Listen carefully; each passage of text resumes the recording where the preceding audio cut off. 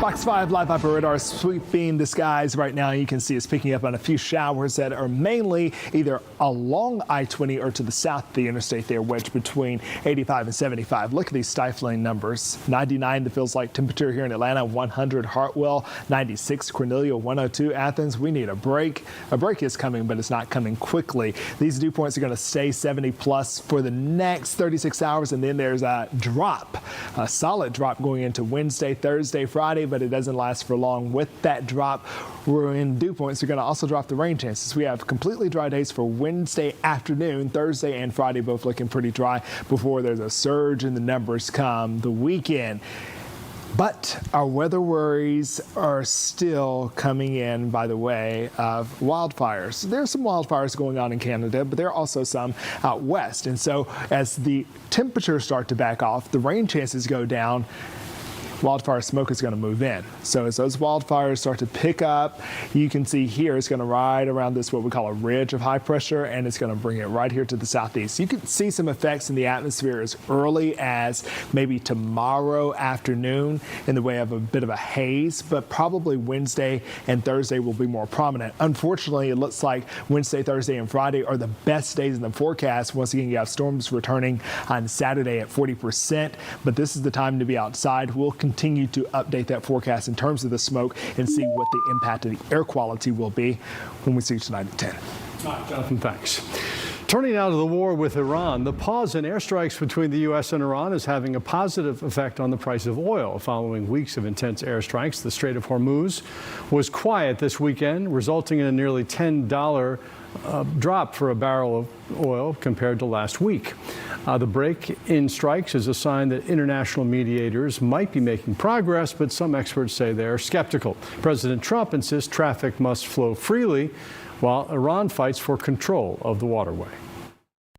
The Iranians look at the Straits of Hormuz as a strategic asset. And believe me, they're not going to give it up without a fight. The big question, what will President Trump do if diplomacy fails again? He has threatened to strike Iranian bridges and power plants and could target Iran's remaining nuclear sites, but some say they believe airstrikes alone will not break the Iranian regime. Israeli Prime Minister Benjamin Netanyahu is on his way to the U.S., set to meet with President Trump at the White House tomorrow and to attend Lindsey Graham's funeral. The visit also comes as tensions are rising between Netanyahu and New York City Mayor Zoran Mamdani. Fox's Chelsea Torres is live in New York tonight with more on this back and forth between the Israeli leader and the New York City mayor. Chelsea? Hi, Russ. Well, this recent feud began last week when Mayor Mamdani posted a video on social media. And in that video, he said that Prime Minister Netanyahu is a, quote, war criminal, and even says that he's not welcome here in New York City. He then urges the federal government to arrest Netanyahu for the warrant from the International Criminal Court. And he doubled down on those statements earlier today. When I make criticisms of Prime Minister Netanyahu, they are criticisms of Prime Minister Netanyahu. And what I shared were not even, frankly, personal assessments. They were objective facts. And my responsibility as a New Yorker and as a mayor of this city is a responsibility to take care of each and every person who calls the city their home. And just 2 days after Mamdani's post, police arrested a man accused of stabbing an Asian man and a Jewish man on Manhattan's Upper West Side. According to the victims and witnesses, the suspect shouted, "God is great" in Arabic during both attacks. Both men are in stable condition, and the suspect is now facing hate crime charges. When asked about the incident, Netanyahu said it's proof the New York mayor is stirring up hate and fear by mentioning the ICC's arrest warrant and accusing him of war crimes in Gaza. So the genocide charge belongs to our enemies. What we're doing is try to fight this genocidal terrorist organization that embeds itself among civilians, prevents us from moving the civilians out of harm's way. They use gunpoint. That's where the real criminals are. But Mamdani is aligning himself with the criminals, with these murderers. And Netanyahu says that he has no concerns for coming here to New York City for the UN General Assembly in September, and he vows to, quote, speak the truth and speak for Israel. Russ. Chelsea Torres, thanks so much. Just into the Fox 5 Storm Center, a severe thunderstorm warning now in effect for Clayton, Fulton, and portions of North Fayette County. Once again, a severe thunderstorm warning, and that will go until 7:15. These storms have erupted out near the airport from East Point south all the way down to Riverdale, and then another batch of storms closing in on the Henry County line, moving right over 75 there. These will be an issue from 19 to 331, all the way up to 29. Once again, the airport also dealing with a bit of a ground stop as well. It looks like, based on what I just read, that ground stop will go until 7:45. That severe thunderstorm warning until 7:15. You can always get updates here and on Fox Local.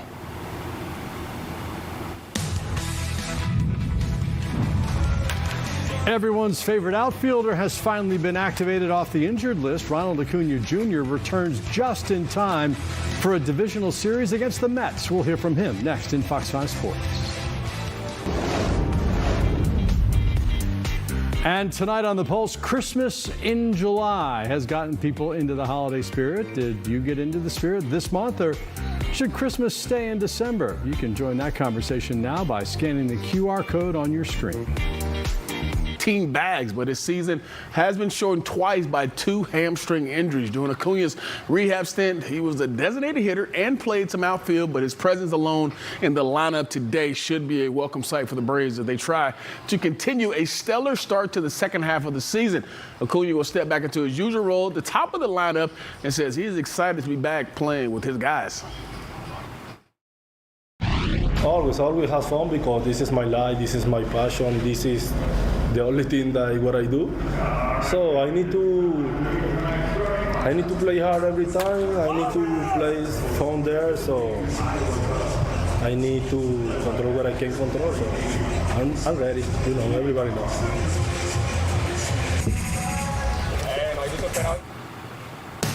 Good to hear he's ready. At one time, Quincy Carter was one of the top quarterbacks in the state of Georgia. Then went on to play at the University of Georgia before being drafted by the Dallas Cowboys. These days, he's using all those years of expertise to pour back into the youth as the head coach at Heritage High School in Collier. With the knowledge he gained during his tenure, he can give back to them. Our Justin Felder was out there earlier, but he did a good job with that. The former quarterback, who is among the all-time leading passers in Georgia school history, is hoping he can provide the guidance to the same young men who grew up watching him play. Carter is embarking on his first season at the helm and is excited to get the season underway. We caught up with QC today, who says he has a few mentors that he picks from as a coach.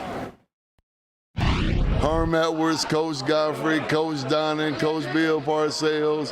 You know, I think I take a little bit from all of them. You know, whether it's the yelling from Coach Bill Parcells without so many cuss words, whether it's Coach Godfrey's intensity, whether it's Coach Donnan's cerebral game and mixing up the offense and, you know, keeping defenses unbalanced. And then it's Coach Herm's just overall leadership, you know, so I think I picked from all of them. Great to see my man Quincy Carter taking over the helms there as the head coach. I'm wishing him all great stuff. Absolutely. I had a chance to check out Eastlake today. Shout out to Alex Urban and his staff out at the Tour Championship.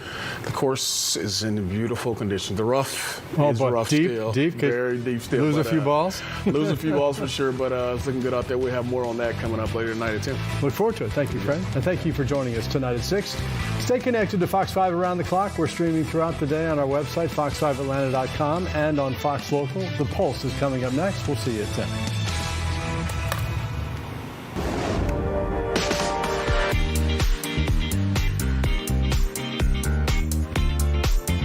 Hey everybody, welcome to The Pulse. I'm Tom Haynes, joined by 2 lovely ladies, Lexi Bowden on my right and Fox 5 producer Nahale Rose on my left. Ladies, thank you so much for coming in tonight. Of course, thank you. Had no other plan, so had to